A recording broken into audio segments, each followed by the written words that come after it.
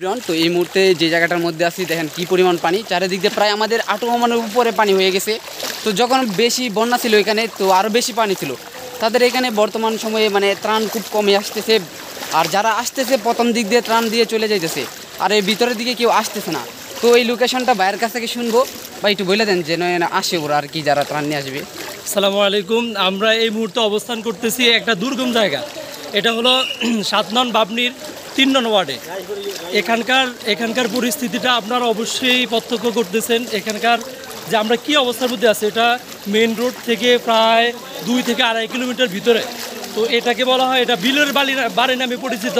তো এখানকার ওইরকমভাবে আমাদের স্বেচ্ছাসেবী যে সকল টিম কিংবা রায়পুরের সমন্বয়ক অথবা যেখান থেকে যত সমন্বয়কের যে টিমগুলো আসে, আমাদের যতগুলো ইউনিট কাজ করে এখানে, ওই ইউনিটগুলো এখানে দেখা যায় অনেকে রাস্তার পাশে বিতরণ করে চলে যায়। তো এই মানুষগুলো এখান থেকে বঞ্চিত হয়।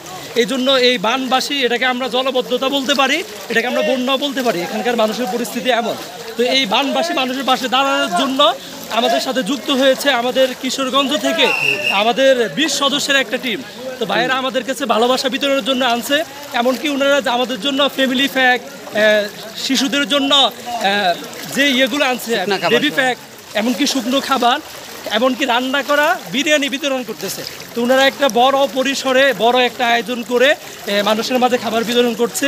তো এইভাবে আপনারা চাইলেও আপনারা যারা আসবেন ঢাকা থেকে অথবা সুদূর বিভিন্ন জেলা থেকে, তো আপনারা চেষ্টা করবেন যে এই জায়গাগুলোতে আসা। এটার লোকেশনটা আমি আপনাদেরকে আবারও রিপিট করছি, এটা হলো 7 নং বাবনির 3 নং ওয়ার্ড, যেটাকে রায়পুরের পাশে এটা। আচ্ছা, সবাই ভালো থাকবে। আচ্ছা, একটা জিনিস জানতে চাইবো ওই বাইরের কাছ থেকে, আর এখানে যারা আসবে ত্রাণ নিয়ে তাদের কি খাবার বা কি ধরনের পদক্ষেপ নিয়ে আসতে হবে এখানে তাদের জন্য উপকার আসবে? এখানকার মানুষগুলোর কাছে যেটা এখন সবচেয়ে বেশি ওনাদের চাহিদা, এতদিন আরও 5 দিন আগে এখানকার পানিবদ্ধতা আরও বেশি ছিল, এমনকি মানুষ পরিপূর্ণভাবে পানিতে অনেকটা ডুবাই ছিল।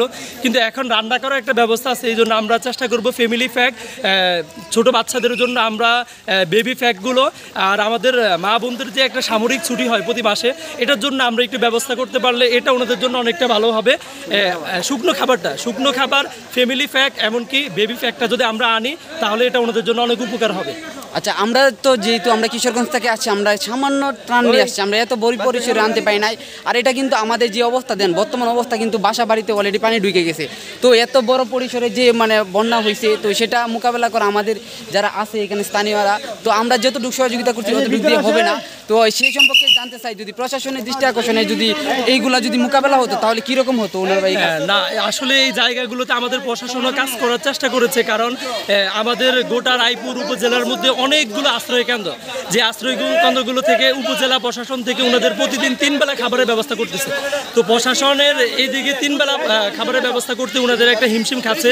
এরপরেও আমরা বলবো আসলে অন্যান্য জেলার মানুষগুলো আমাদের প্রতি কী পরিমাণ ভালোবাসা রেখেছে।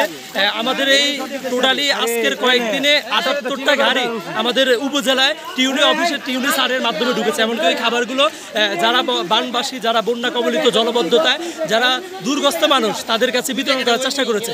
এখানকার প্রশাসন কাজ করেছে। এরপরও আসলে মানুষের যতটুকু দরকার এতটুকু তো সবাই চেষ্টা করতেছে, কিন্তু এই জায়গাগুলোতে আসলে স্বাভাবিক মানুষ আসতে চায় না, কারণ এখানে আসতে হলে অবশ্যই আপনাকে অনেক ঝড় ঝাপটা সহ্য করতে হবে।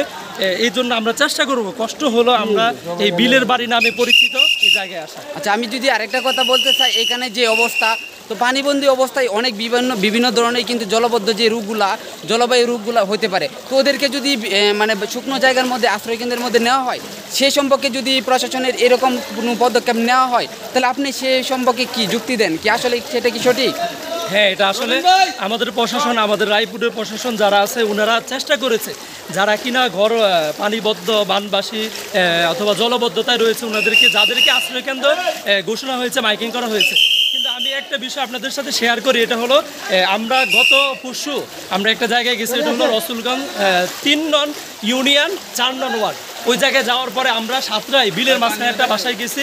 যাওয়ার পরে আমরা একটু আগেই করলাম যে আপনাদের এখান থেকে তো আশ্রয়কেন্দ্র খুব কাছেই ছিল, কেন আপনার আশ্রয়কেন্দ্র যান না?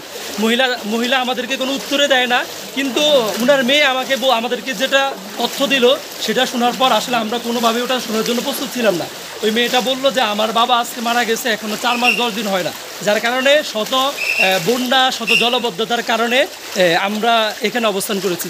তো এই পরিবারগুলোর পাশে যদি আমরা দাঁড়াতে পারি, এটাই আমাদের সবচেয়ে বড় সফলতা হবে। হ্যাঁ, আসলে বলতে গেলে যে যারা মানে এখানে স্থানীয়ভাবে আছে তারা পরিবার রাইকা বা একজন বা আরেকজন চলে গেল আশ্রয় কেন্দ্রে, তাদের যে গাবাদি পশুগুলো আছে তো এগুলা তো আসলে দেখেন কি মায়াবী চিত্র এখানে। তো তারা এখানে মানে পানিবদ্ধ অবস্থায় আছে। তো আমি চাই যেন প্রশাসন এইগুলা মানে দৃষ্টি আকর্ষণ করে তাদেরকে একদম সুরক্ষা জায়গার মধ্যে নিয়ে যায়। আমি এটাই দৃষ্টি আকর্ষণ করবো। আর এলাকাবাসীর দাবি এটাই যে আমি অনেকের আপনাদের সামনে আনতে পারছি না, কারণ ইতিমধ্যে যারা আছে তারা মহিলা, তো তাদের আমি বক্তব্য নিতে পারতেছি না। তো অবশ্যই প্রশাসনের যারা ভিডিওটা দেখতেছেন অবশ্যই শেয়ার করে প্রশাসনের দৃষ্টি আকর্ষণ করবেন। তারা অত্যন্ত খারাপ অবস্থার মধ্যে আছে, যা ভাষায় প্রকাশ করার মতো না। তো অবশ্যই সবাই এই দৃষ্টি আকর্ষণ করবেন যে তাদের পাশে দাঁড়ানোর জন্য। আর এই এলাকাতে আমরা বিশেষ করে একটু অন্য ধরনের সুযোগ সুবিধা নিয়ে আসবেন যেন তাদেরকে কিছু সহযোগিতা বেশি করা যায়।